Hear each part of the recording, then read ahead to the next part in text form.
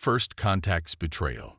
The massive Centauri vessels emerged from the darkness of space like ancient leviathans, their crystalline hulls refracting starlight in mesmerizing patterns. Commander Natasha Drake stood on the bridge of the UES Sentinel, her hands clasped behind her back as she watched the approaching ships. 20 years of service in the United Earth Fleet hadn't prepared her for this moment. Humanity's first official contact with an advanced alien civilization. Signal from the lead vessel. Commander, Lieutenant Owen Hayes reported from his communications station. They're requesting permission to approach the designated coordinates. Natasha nodded, her dark eyes fixed on the main viewport. Grant permission, but maintain our defensive screen. Protocol demands caution, even in peace. The words felt hollow in her mouth. Their defensive screen would be useless if the Centauri decided to attack. Their scans had shown technology far beyond Earth's current capabilities.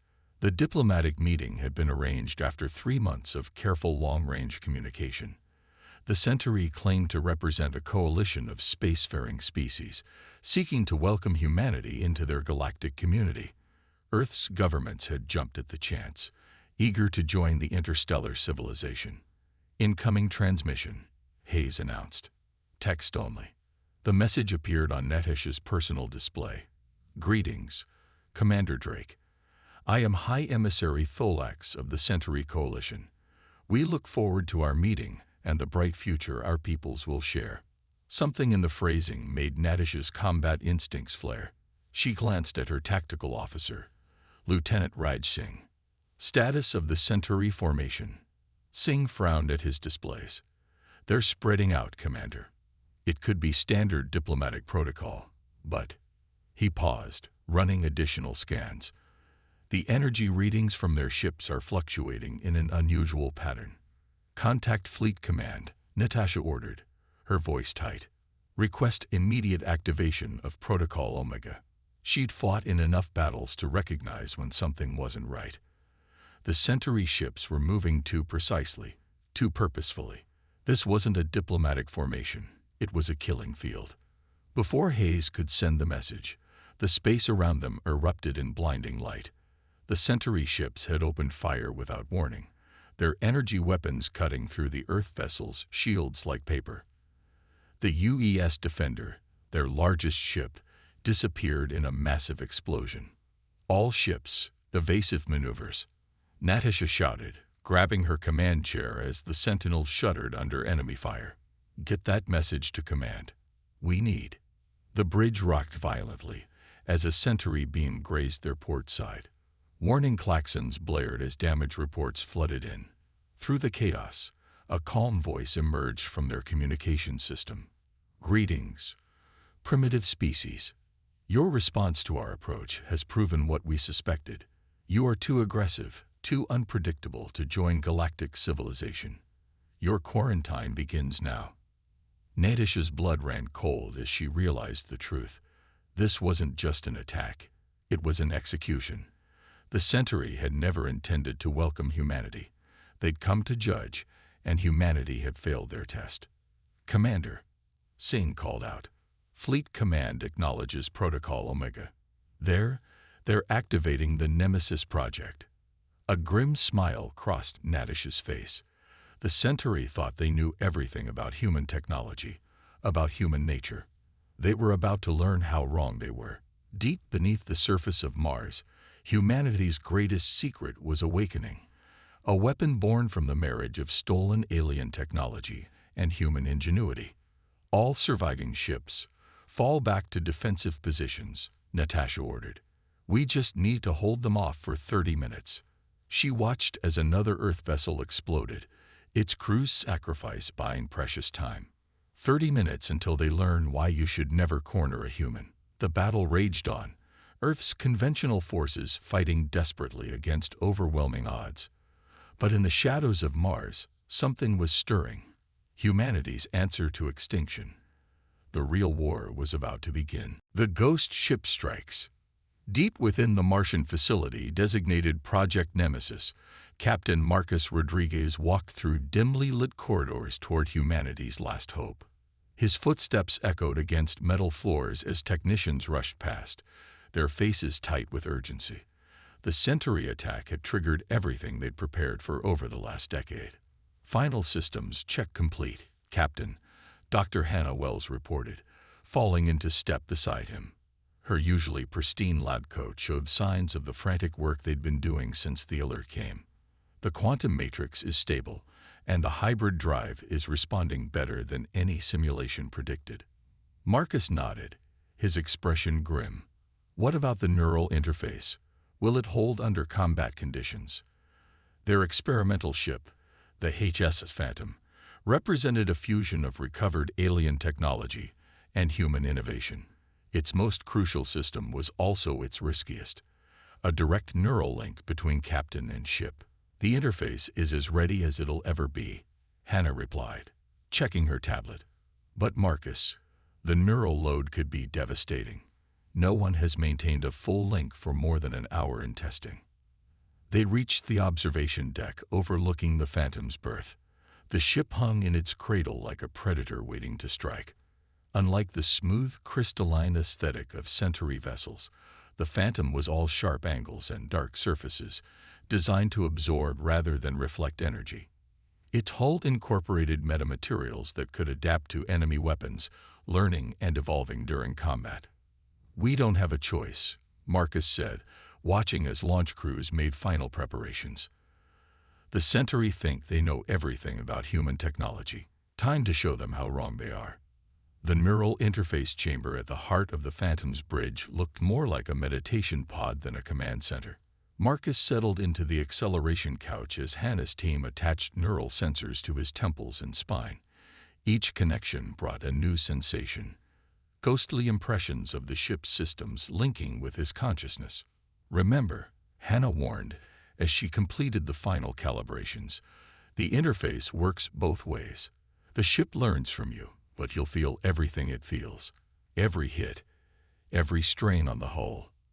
"I know the risks," Marcus interrupted gently. "Just like I know we're out of options. Commander Drake's fleet won't last much longer."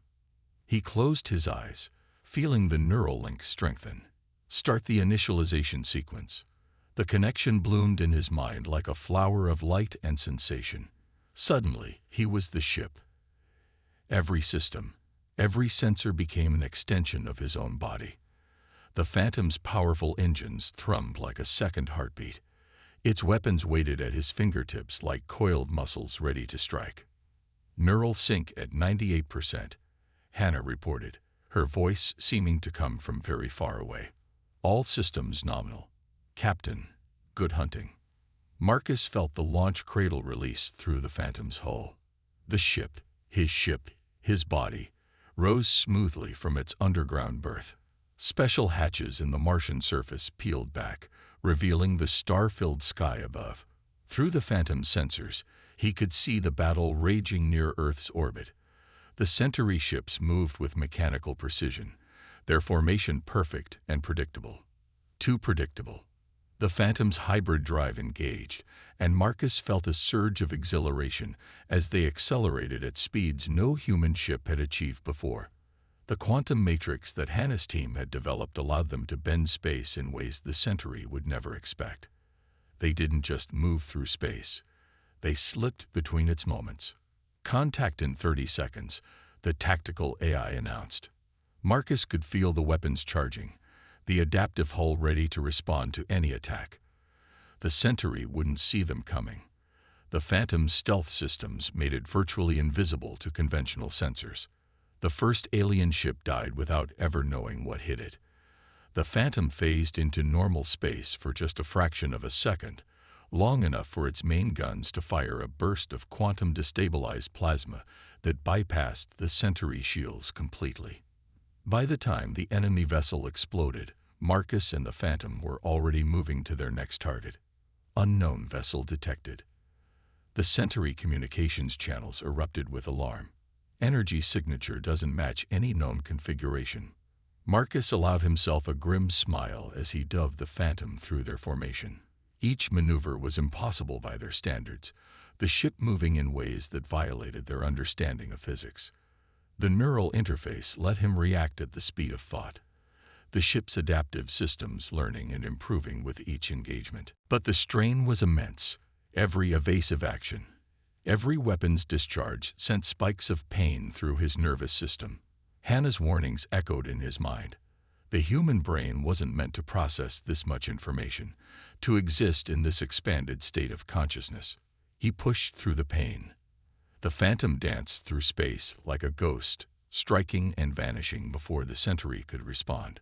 Their perfect formation began to break apart as ships tried to track an enemy they couldn't predict or understand. This is impossible. A Centauri commander's transmission cut through the chaos. Their technology is primitive. They can't have developed this level of quantum manipulation. That's where you made your mistake. Marcus transmitted back, even as the Phantom claimed another victim. You assumed we'd follow your rules of development. Humans don't work that way.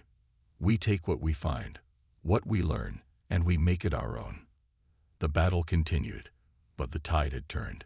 The surviving Earth ships rallied around the Phantom's attacks, coordinating their conventional weapons with its quantum strikes. The Centauri formation, designed to project overwhelming force against an inferior enemy, now worked against them. Their ships couldn't adapt fast enough to this new threat that ignored everything they thought they knew about warfare. But Marcus could feel himself weakening. The neural load was becoming unbearable, each action requiring more concentration, more willpower. Through the pain, he smiled. They'd proven something vital today. Humanity wouldn't go quietly into the night. The Centauri had awakened something they couldn't understand or control. The war for Earth's survival had just begun. Breaking the blockade. Lieutenant Priya Patel stood in the debris monitoring station aboard the HS Phantom, her fingers dancing across holographic displays as she tracked thousands of objects orbiting Earth. What the Centauri saw as space junk, she saw as an opportunity. 10 years of working orbital cleanup had taught her one thing. Humanity's messiness might just save them all. Captain Rodriguez, she called out, noting how the neural interface made him flinch at loud sounds. I have an idea, but it's either brilliant or insane. Marcus turned his head slightly, the movement causing ripples of data across the neural link displays. After what we just pulled off, Lieutenant, I'm open to either. The Phantom had bloodied the Centauri nose, destroying several of their ships and forcing a retreat. But their victory had come at a cost. The neural interface was taking its toll on Marcus, and the Centauri had adapted their tactics. Their new blockade formation covered every approach to Earth with overlapping fields of fire. We've been thinking about space combat all wrong, Priya explained, pulling up a detailed map of Earth's orbital lanes. We're trying to fight them in empty space, where their superior technology gives them every advantage. But Earth orbit isn't empty. It's the messiest garage in the solar system. She highlighted the thousands of defunct satellites, spent rocket stages, and various debris that humans had left in orbit over decades of space exploration. What if we turn our greatest environmental mistake into a weapon? Understanding dawned in Marcus's eyes. The Kessler syndrome. Exactly. Priya's fingers flew over the controls, running simulations. A cascade of collisions, turning every piece of space debris into a projectile. But we can control it, using the Phantom's quantum field to direct the chaos. The ship's tactical AI spoke up, its tone cautionary. Warning, initiating a Kessler cascade could render Earth orbit unusable for decades. Better unusable than under Centauri control, Marcus replied. He straightened in his neural cradle, new energy flowing through the interface. What do you need, Lieutenant? The Phantom's hybrid drive doesn't just bend space, Priya said, excitement building in her voice. It creates ripples, like waves in a pond. If we tune those ripples to the right frequency. She paused, double-checking her calculations. We can turn the debris field into a tsunami. Before they could implement the plan, the tactical display flared with new warnings. A massive ship had just emerged from FTL travel at the edge of the solar system. Unlike the crystalline aesthetics of other Centauri vessels, This one was battle-scarred and brutal. Priority transmission, the AI announced. From Admiral Vorax of the Centauri High Command. The Admiral's image appeared on their screens, tall, imposing with skin that seemed to shift colors like oil on water. I must commend you, humans. No species has bloodied our fleet so effectively in centuries. Your primitive vessel's quantum technology is interesting. His multiple eyes narrowed. But now you face a true warrior. I've crushed 17 species who thought they could resist the coalition. You will be the 18th. Priya watched Marcus carefully. The neural interface showed dangerous levels of stress, but his voice remained steady. You're not the first to underestimate humanity, Admiral. You won't be the last. Implement the plan, Lieutenant, Marcus ordered after cutting the transmission. Show them why they should have cleaned up our mess when they had the chance. The next hour was controlled chaos. The Phantom danced through the debris field, its quantum field precisely tuned to Priya's calculations. Each pass sent ripples through space, energizing dead satellites and ancient rocket parts. The Centauri watched in confusion as humanity's orbital junkyard came alive. They're responding exactly as predicted, Priya reported, watching the enemy ships adjust their formation to avoid the larger debris clusters. Their shields are calibrated for energy weapons, not kinetic impacts, and they're bunching up. Marcus nodded, understanding her intent. Like fish in a barrel. Initiate the cascade. The Phantom's hybrid drive surged to full power, sending a massive quantum pulse through the debris field. The effect was like watching a massive game of billiards in 3 dimensions. Decades of human space junk became hypervelocity projectiles, all moving in carefully calculated patterns. The Centauri blockade dissolved into chaos. Their ships, designed for energy combat in open space, found themselves in a metallic hailstorm. Even their advanced shields couldn't handle thousands of impacts per second. Ships collided trying to escape the debris cloud, creating even more projectiles. Admiral Vorax is adapting, the AI warned. His flagship is using some form of repulsor field to clear a path. Priya smiled. That's exactly what we wanted. Look at the debris patterns. The Admiral's defensive measure was actually making things worse, creating new collision cascades that spread the chaos further. The Centauri's perfect formation had become their perfect trap. Sometimes, Priya said quietly, watching their plan unfold, the best weapon isn't the most advanced. It's using what you have in ways your enemy never expected. As the debris storm raged around them, she realized they'd done more than break the blockade. They'd shown the Centauri that humanity's greatest liability, their messy, chaotic nature, could become their greatest strength. The battle for Earth's orbit was won. But Admiral Vorax's flagship still loomed in the distance, a reminder that their greatest challenge lay ahead. Battle of the Void. Dr. Hannah Wells watched the medical readouts from Captain Rodriguez's neural interface with growing concern. The human brain wasn't meant to sustain this level of connection, and Marcus had been linked to the Phantom for far longer than any test subject. Red warnings flashed across her screens as his neural patterns showed increasing instability. Captain, she called over the comm, you need to disconnect. The interface is causing microhemorrhages in your temporal lobe. Marcus's response came through gritted teeth. Not yet. Vorax's flagship is moving into position. We won't get another chance at this. The massive Centauri vessel hung against the starfield like a dark promise. Unlike its crystalline counterparts, Admiral Vorax's flagship was a thing of brutal angles and scarred armor, each mark telling the story of a civilization that had dared to resist and failed. Their weapons are charging, Lieutenant Pottle reported from her station. Energy signatures unlike anything we've seen before. Whatever they're about to hit us with, it's not standard Centauri tech. Through the neural interface, Marcus could feel the Phantom systems analyzing the enemy flagship. The quantum sensors detected something strange, patterns in the ship's energy field that seemed almost familiar. He's using hybrid technology, Marcus realized, the insight flowing directly from the ship's analysis to his linked consciousness. Vorax has been collecting weapons and tech from every species he's conquered. That's why he's their apex predator.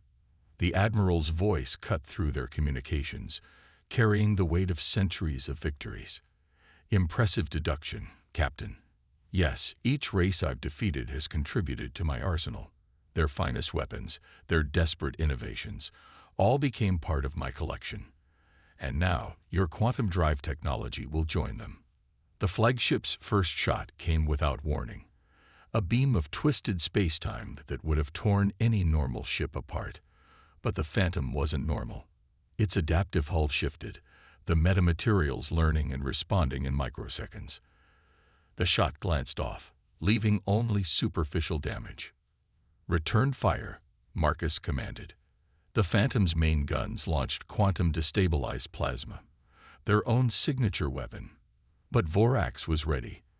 His flagship shields flickered with a dozen different energy patterns, each one adapted from a fallen civilization. "He's not just using stolen technology," Hannah observed, watching the data streams. "He's combined them all into something new. The same way we created the Phantom." The realization hit Marcus through waves of neural feedback pain. They weren't just fighting another alien ship. They were facing a dark mirror of humanity's own approach to warfare. Vorax had spent centuries doing exactly what humans had done in decades: taking, learning, adapting, and combining. The battle that followed was unlike anything in human military history. The Phantom danced through space, its quantum drive bending reality as Marcus pushed both ship and neural interface to their limits. Vorax's flagship responded with weapons stolen from a dozen dead civilizations, each shot carrying the legacy of a species that had fought and failed. Hull integrity at 60%, the tactical AI reported after a particularly brutal exchange. Neural load approaching critical levels. Hannah's voice was desperate. "Marcus, please. Your brain can't take much more of this. The interface is killing me." "I know." Marcus could feel it. The growing pressure in his skull, the way his thoughts were starting to fragment. But he could also feel something else through the neural link, something in the pattern of Vorax's attacks. "He's predictable." "What?" Priya looked up from her debris field calculations. "All that stolen technology, all those adapted weapons, but Vorax himself hasn't changed. He fights like someone who's never lost, never had to truly adapt." Marcus managed a pained smile. "And that's his weakness." The Phantom's engines pulsed as Marcus implemented his desperate plan. Instead of evading the flagship's next attack, they dove straight toward it. The quantum drive spun up to maximum power, but not to move them through space. "Captain," the AI warned, "this level of quantum field generation will overload both the drive and the neural interface. Survival probability: less than 20%. Sometimes," Marcus quoted through clenched teeth, "the best weapon isn't the most advanced. It's using what you have in ways your enemy never expected." He looked at Hannah's worried face on the monitor. "Trust me." The Phantom charged straight at Vorax's flagship, its quantum drive creating not just ripples in spacetime, but a tsunami. The effect hit the larger ship like a battering ram, not damaging it directly, but affecting something far more fundamental. All of Vorax's stolen technology, all his adapted weapons, relied on precise calibration. The Phantom's quantum wake didn't destroy his ship. It forced every piece of hybrid technology to recalibrate simultaneously. Systems crashed as they tried to compensate. Weapons misfired as their stolen power sources fought against each other.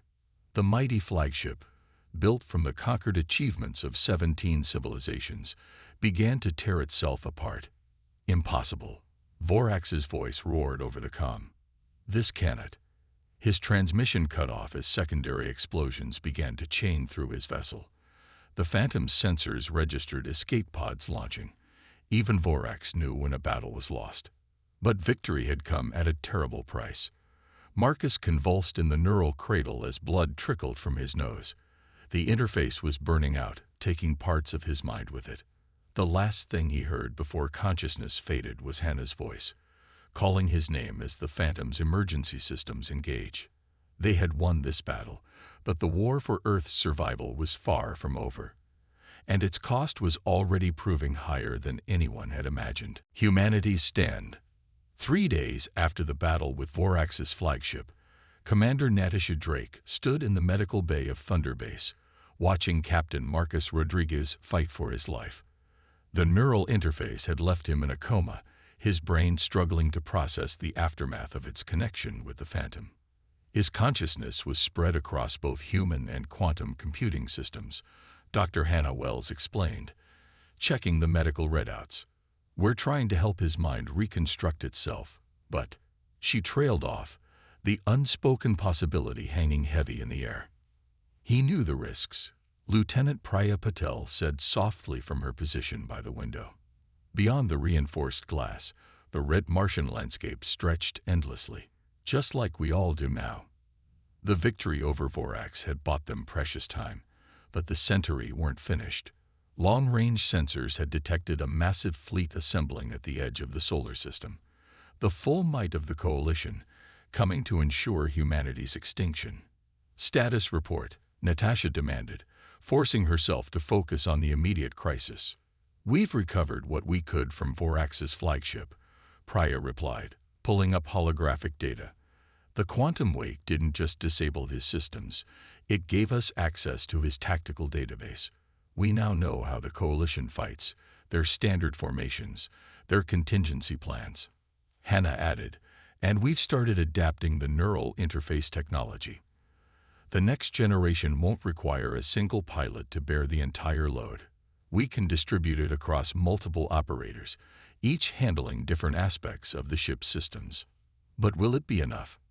Natasha wondered aloud. The approaching Centauri fleet was larger than anything Earth had ever faced. Even with their new knowledge and technology, the odds seemed impossible. A weak voice answered from the medical bed. "It will be." They turned to find Marcus conscious, his eyes unfocused but aware. Hannah rushed to check his vitals while he continued, each word clearly causing pain. "The interface showed me something. About us. About them." "Say your strength," Hannah urged, but Marcus shook his head. "The Centauri collect technology, adapt it, but they never truly innovate. They're trapped, bound by patterns of thought thousands of years old." He coughed, and Hannah quickly administered a pain reliever. "But humans, we break patterns, create new ones. That's what they fear about us." Natasha understood. Every human victory so far had come not from superior technology, but from using what they had in unprecedented ways. Space debris as weapons, quantum fields as disruptors, the neural interface itself, all born from humanity's unique ability to think beyond established limits. "Commander," a voice called from the intercom, "the Defense Council is requesting your presence. The Centauri fleet will be in range in 6 hours." Natasha straightened, decision made. "Lieutenant Patel, begin implementing your debris field strategy across the entire solar system. Dr. Wells, get those distributed neural interfaces online. I want every ship in the fleet linked and coordinated, and someone get me Commander Drake of the Sentinel." The next 6 hours passed in a blur of preparation. Every surviving human ship was modified with elements of the Phantom's technology. Crews trained in distributed neural operations, learning to link their minds not just with their ships, but with each other. The orbital debris field was energized and prepared, turned into a vast defensive web. When the Centauri fleet arrived, they found not a cowering primitive species, but a unified human armada unlike anything they'd expected. The neural interfaces let ships move in perfect coordination while maintaining human unpredictability. The debris field created corridors of death that nullified the Coalition's numerical advantage. "This is Commander Drake to all Earth forces," Natasha broadcast as the battle began. "The Centauri think they know what humanity is capable of. They think they can predict us, control us, destroy us. Let's show them how wrong they are." The fight that followed would be remembered for centuries. Human ships darted through the debris fields like schools of fish, their coordinated movements guided by linked consciousness. When the Centauri adapted to one tactic, humans created new ones on the spot, the neural network letting innovations spread instantly through the fleet. The coalition's perfect formations shattered against humanity's controlled chaos. Their stolen technology proved useless against opponents who rewrote the rules of engagement with every passing moment. And through it all, the lesson that Marcus had learned reverberated through the neural link. Humanity's greatest strength wasn't their technology, but their ability to transcend its limitations. Hours later, as the remaining Centauri ships retreated in disarray, Natasha stood on the Sentinel's bridge, watching the debris field slowly settle. The human fleet had suffered heavy losses, but they had achieved something unprecedented. They had forced the mighty coalition to acknowledge defeat. Incoming transmission, her communications officer reported. From the Centauri High Command. The message was brief. The quarantine is lifted. The coalition acknowledges humanity's right to exist freely. We request negotiations for peaceful coexistence. In the medical bay on Mars, Marcus smiled weakly as Hannah shared the news. They finally understood, he whispered. You can't contain what's always changing, always growing. That's what makes us human. The war was over, but humanity's journey was just beginning. They had proven themselves not just worthy of survival, but capable of reshaping the very nature of space combat. The stars had trembled at humanity's response to extinction, and the galaxy would never be the same. Earth's ships maintained their vigilant watch, their crews linked in ways never before imagined, ready to face whatever challenges the universe might bring. They had learned that their greatest weapons weren't their ships or technology, but the uniquely human traits that had saved them: innovation, adaptation, and the unshakable will to survive. The stars had trembled, and humanity had risen to take its place among them.